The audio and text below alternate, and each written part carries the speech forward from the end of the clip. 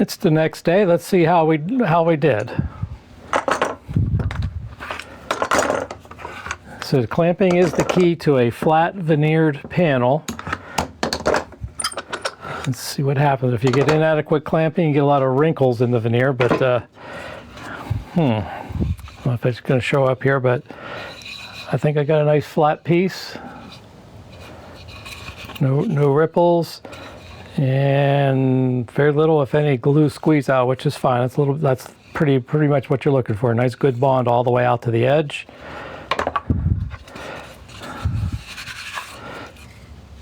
Same thing. That what I'd say is a successful veneered panel at this point. Let's check out the other two.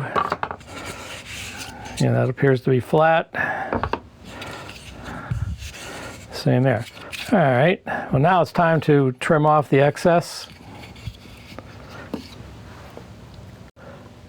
Now that we've taken the panels out of the clamps, it's time to trim off the excess veneer. The way to do it essentially is having a nice sharp tool. Just a quick review of the tools. In this case, a pretty standard safety razor blade, a craft knife, and if you're in the veneer business, whatever, you're going to know what this is actually a veneer saw. It's a specialty tool where it has essentially an arc to the blade surface, and then teeth that when you pull it towards you, it actually works to sever the wood fibers. But for a beginner veneer user, I wouldn't expect to have this. This is kind of a specialty tool, but common tools available, of course, are the safety razor blade and the craft knife.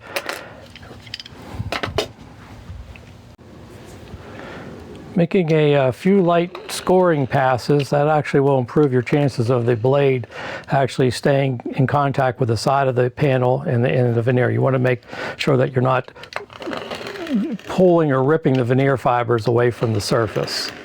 You can see it doesn't really take a lot of any downward pressure. Veneer is pretty thin.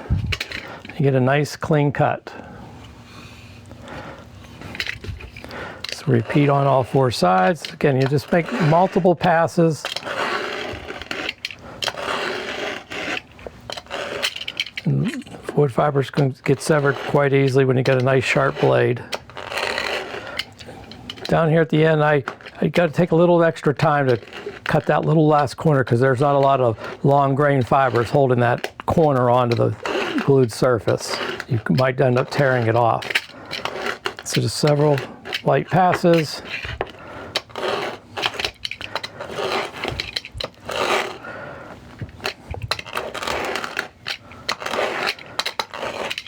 Okay, and so I would think that's I would say that's a successfully veneered panel. Nice, the veneer in this case covers the entire surface. There's no damaged corners. So now now's the time to prepare the surface for accepting a top coat finish, so it requires sanding. In general, wood veneers are pretty flat to begin with. There might be a few light surface scratches from the mill, but for the most part, you doesn't really require a low grit sandpaper to get the surface smooth.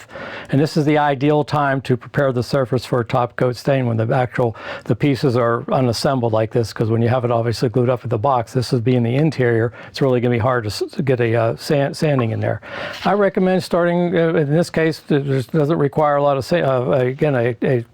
it doesn't require a really low grit paper, so 220, 221, whatever it takes. And I have a felt block, but just a regular hand sand would be perfectly fine. And again, it doesn't take a lot of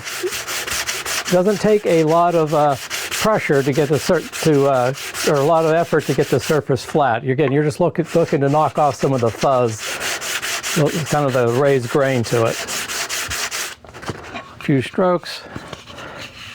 I can, obviously you can't tell yourself, but there is definitely a smoother texture to the surface.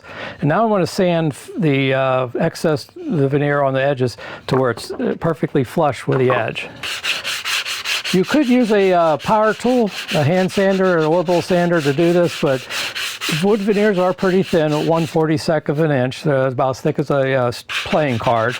And the chances of you burning through the veneer to the substrate it's a possibility. Whereas if you do it with hand sanding, you don't have to worry about that. All right, I think we're ready to prepare actually I now have to cut it because of this particular style box being the lid is being recessed. I'm going to have to cut a groove in the box for the bottom and then the lid. Now's the time to do that.